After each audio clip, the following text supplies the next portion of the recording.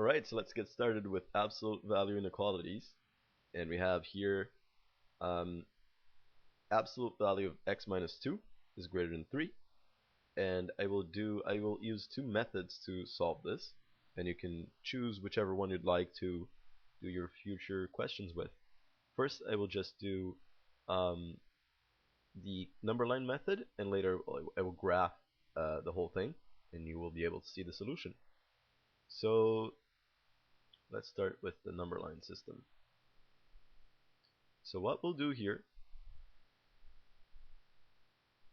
is that we will plug in the number that makes that equal to 0 just inside the absolute value. That'll be a 2, because 2 minus 2 is 0. And we're going to look at the left of 2, so numbers that are smaller than 2. And let's say that I have a 1. If I plug in 1 here, I'll get 1 minus 2, negative 1. That'll be a negative value inside the absolute value. Because of that, I'll have to switch the signal. And then I'll just pretend that it's an equality for now. I'll put an equal sign there and solve for x. So negative x plus 2 is 3.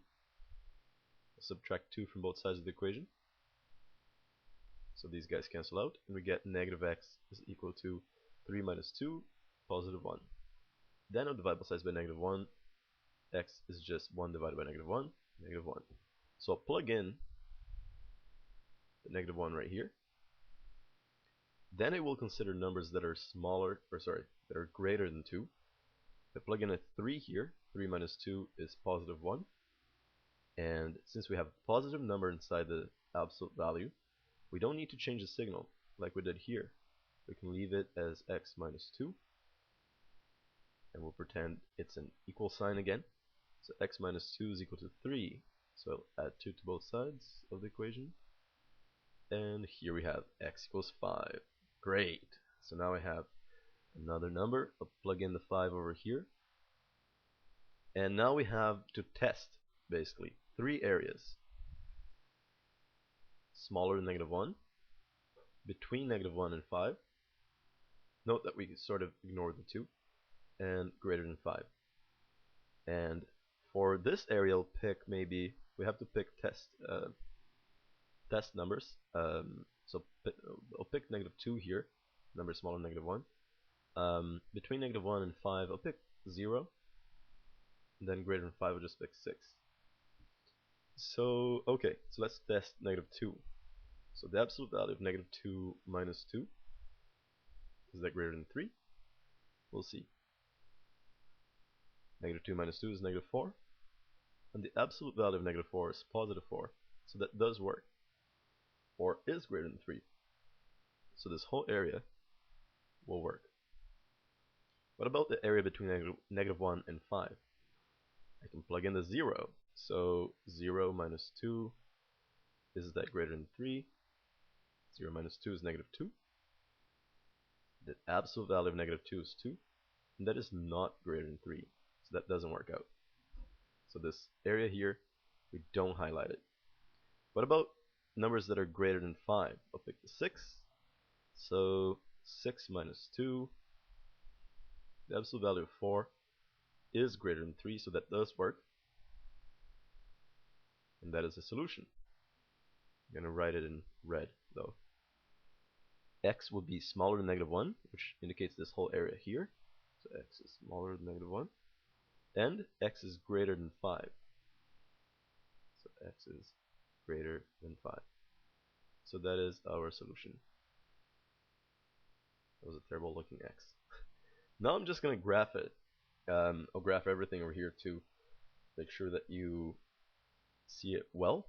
And how do we graph the absolute value of x minus 2? I'm just going to get started by graphing y equals x minus 2 and changing it into the absolute value. So y equals x minus 2. We have a y-intercept of negative 2 and the slope of positive 1. So we're going to go over 1, up 1. So it'll look like this. And it'll go this way here, of course, as well. Okay. But we're talking about the absolute value, right? First, I just wanted to get started with this line, but since this is the absolute value of x minus 2 that we're talking about, we're going to reflect this portion underneath the x-axis up. So it will look like this now.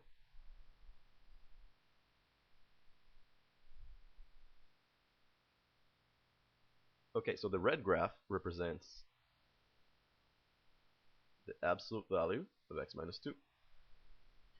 And we're comparing it to 3. Y equals 3 is just a straight line, right? I'll put it in blue. It's just this line right here. That is y equals 3. And where are these guys intersecting? Here and here.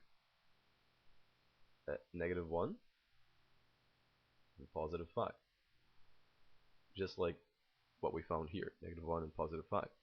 And the question is, when is the absolute value greater than 3?